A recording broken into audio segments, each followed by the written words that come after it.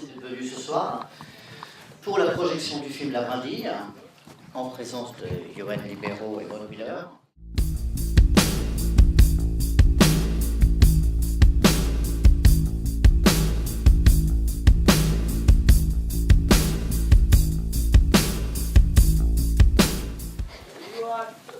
Salut, je sais pas qui. Je sais pas trop quoi dire. Quoi bonsoir. Bonsoir, Merci. déjà. Et, merci tous d'être ici. Ah ouais. Et en fait, je suis un peu le seul rôle masculin de ce film, c'est ça qui est drôle. Donc ça me fait plaisir d'être là. J'attends plutôt vos questions à la fin. Ça fait plaisir. Johan est particulièrement étonnant dans ce film. Il est assez différent de ce qu'il est dans ses autres films. C'est l'actrice principale du film est en tournage. Johan, on l'a vu, pour ceux qui connaissent un petit peu déjà sa carrière, là, c'est vrai que on peut dire que c'est un tournant, enfin oui, on peut dire que c'est un tournant pour lui, puisque c'est un rôle qu'il n'a pas l'habitude de jouer, puis il l'habite très bien.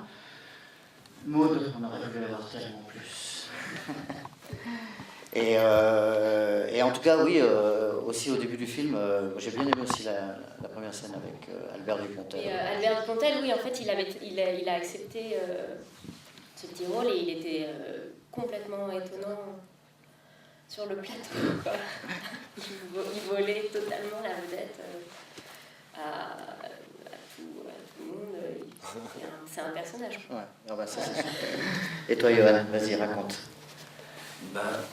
Moi, en fait, c'est la réalisatrice qui m'a assez plu. J'ai assez aimé bosser avec elle. Elle m'a fait assez halluciner dans sa façon de me diriger. C'est vrai que c'était vraiment un rôle qu'on m'avait jamais fait jouer. Et elle m'a pris. Elle a réussi à faire sortir en moi que je suis pas tout le temps, mais que je sais que je peux être. Mais que tu peux. Mais grave, mais je sais.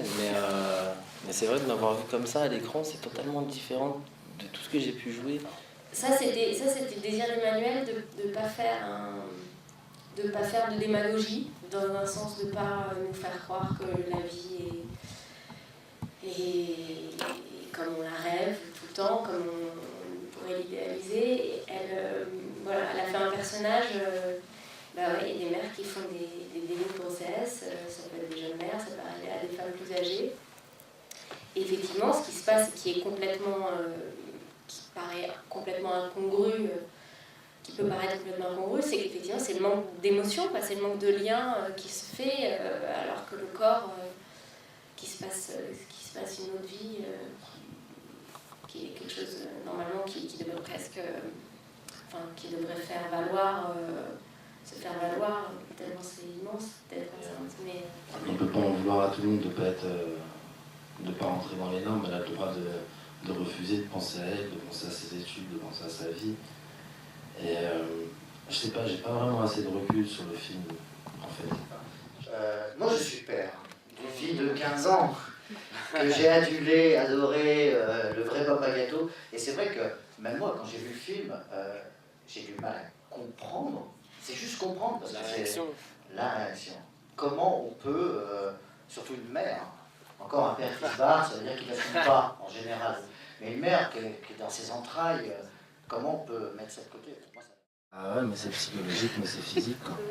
C'est comme dans sa tête, elle n'a pas envie de... Enfin, elle ne s'attendait pas du tout à être enceinte, son corps, il a pas suivi, donc après, c'est difficile à accepter. Ouais.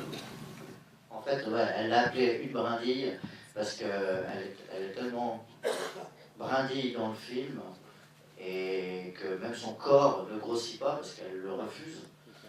Et voilà, d'où le titre La Brindille. On est exploité en vrai. Mais moi, je sais pas, le budget, franchement, on en a quand même, non? non, mais c'était un tout petit budget. Un petit million, je pense. Ah ouais. 1,5 million, je pense. Ouais, 1,5 million. Enfin, il y a du Pontel, il faut quand même... Ouais, il prend bien la moitié du budget du Pontel, je pense. Et combien de temps? Le temps, un mois... Un mois et demi? Un mois et demi. Ouais. 6 semaines. Mais je me souviens que le directeur de production qui s'occupe des finances du film, qui s'occupe de répartir l'argent, il a sacrément lutté pour... il a beaucoup travaillé pour rendre le film possible et pour s'accorder au désir d'Emmanuel, qui avait quand même des désirs sur la ville de Marseille, sur des endroits, sur quelque chose de très solaire. Il fallait les suivre au niveau de la production. Il y a eu un très bon directeur de production sur ce film. Plus serein maintenant, puisqu'il n'y a pas l'un sans l'autre. Puisqu'il faut la télévision pour faire du cinéma, et le cinéma a besoin de la télévision. Donc pour l'instant, c'est un bon mariage. Voilà. Ouais, moi, quand je reçois un scénario, quand mon agent m'envoie un scénario, s'il ne me dit pas que c'est de la télé ou du cinéma, à la lecture du scénario, je vois pas la différence. Toi, tu fais pas de télé. Tout d'un coup, je te regarde, tu me détestes. Non, Tu snobs la télé. Non, Je trouve que c'est nul de ma part de faire de la télé. Non, pas du tout. En tout cas, ouais, merci Johan, merci Maud. Merci Johan. Maud va sûrement revenir début février présenter La mer à boire en présence de Daniel Auteuil. Peut-être. Johan, de toute façon, je crois qu'on va lui faire une résidence secondaire ici. Voilà, en tout cas, merci d'être venu, bonne soirée. Merci que le film vous ait plu, en tout cas, ça nous fait plaisir. Bonne soirée.